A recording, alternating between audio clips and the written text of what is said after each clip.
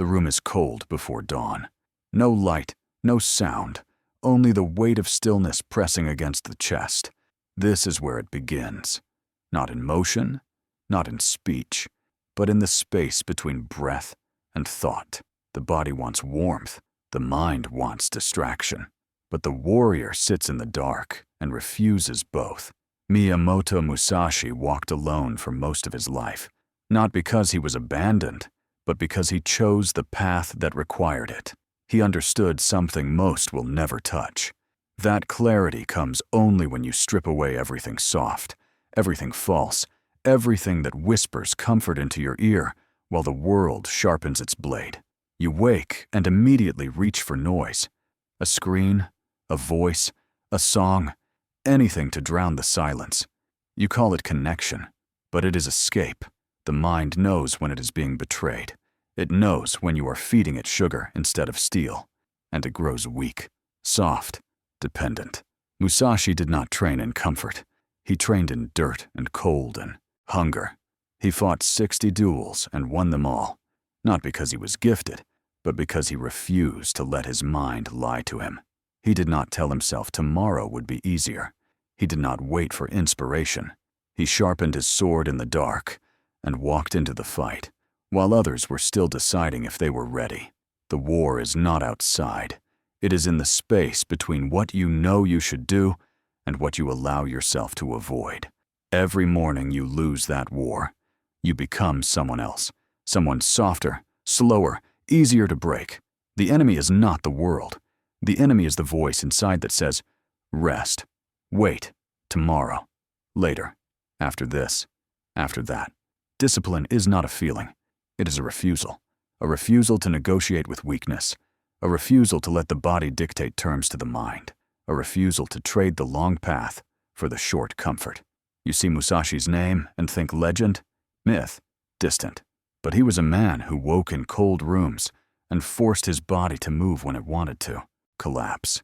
He was a man who sat in silence when the mind screamed for distraction. He was a man who walked alone because he understood that the crowd softens the blade. Solitude is not loneliness. Solitude is the forge. It is where you meet the version of yourself that has no audience, no validation, no applause. It is where the lies fall away because there is no one left to perform for. And in that space, you either build or you dissolve. Most dissolve. They fill the silence with noise. They fill the emptiness with motion that leads nowhere. They mistake activity for progress and comfort for peace. And they wake one day and realize they have become strangers to themselves. Musashi lived in caves, in temples, in the wilderness. He wrote in isolation. He trained in isolation. He refined his mind and his blade in a solitude so complete that when he finally faced an opponent, there was no hesitation, no doubt, no gap between thought and strike. You hesitate. You second-guess. You ask others what you should do, what you should think, what you should become. And in doing so, you hand them the sword and ask them to cut your path for you. But no one can walk your road. No one can lift your weight. No one can face the silence that waits for you in the cold room before dawn. The strike comes from stillness, not from rage, not from fear, not from the need to prove. The strike comes when the mind is so clear, so empty of distraction, that the body moves as water moves, without thought, without hesitation, without separation between intention and action. You train yourself to hesitate. Every time you choose the easy route, the softer option, the delayed action, you are carving hesitation into your bones. And when the moment comes, when clarity demands action, when the path opens, and you must step forward, you will freeze. Because you have trained yourself to wait, to doubt, to ask permission from a world that will never grant it. Musashi did not ask. He did not wait for readiness. He walked into the unknown with only his blade and his will, and he trusted that the preparation done in silence would be enough, and it was. The illusion is that discipline makes life harder. The truth is that discipline makes life possible. Without it, you are blown by every wind, shaped by every voice, pulled by every distraction. You become a reflection of the crowd, a shadow of what you might have been if you had ever chosen to stand alone and face the cold. The path is not hidden. It is in front of you every morning. It is the hard choice, the uncomfortable action, the thing you know you should do but have been avoiding. It is the silence you fill with noise. It is the stillness you replace with motion. It is the solitude you drown in company. Musashi's life was not easy. It was deliberate. He did not stumble into mastery. He built it, day by day, in cold rooms and empty fields, with no one watching, no one caring, no one applauding. And when the world finally saw him, they saw only the result. Never the years of silence, never the mornings of refusal, never the countless moments when he could have chosen comfort and chose steel instead. You want the result without the process. You want the blade without the forge. You want the clarity without the silence.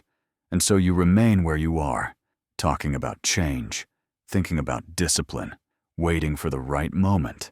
There is no right moment. There is only the cold floor, the dark room, the choice to stand when the body wants to collapse. There is only the refusal to negotiate, the decision to act when every part of you screams to delay. There is only the path, and the path does not care if you are ready. Musashi understood that the opponent is never the man across from you. The opponent is the voice that says you are not enough, not ready, not strong. The opponent is the comfort that whispers one more day, one more hour, one more breath of ease before the hard work begins. He silenced that voice, not once, but every day. Not in a single moment of heroism, but in 10,000 moments of quiet refusal. And in doing so, he became something the world could not ignore. You are not Musashi. You will not fight 60 duels. You will not write your name into history. But you will face the same war he faced. The war between clarity and illusion, between discipline and decay, between the person you are and the person you know you could become if you stopped waiting for permission and started walking. The room is still cold. The silence is still heavy. The body still resists. But you stand. You move. You refuse the comfort. And in that refusal, you take the first step on the path that has no end, no applause, no reward, except the quiet knowledge that you didn't bow to weakness. Musashi walked alone, not because he had to, but because the path demanded it. And those who walk it now walk for the same reason, not for glory, not for recognition, not for comfort, but because anything less is a betrayal of what they know they are meant to become. The strike is coming. The question is whether you will be ready, not ready in strength, not ready in skill, but ready in mind, clear, still, unshaken. That readiness is not built in the moment. It is built in the dark, in the silence, in the cold room before the world wakes, and it is built alone,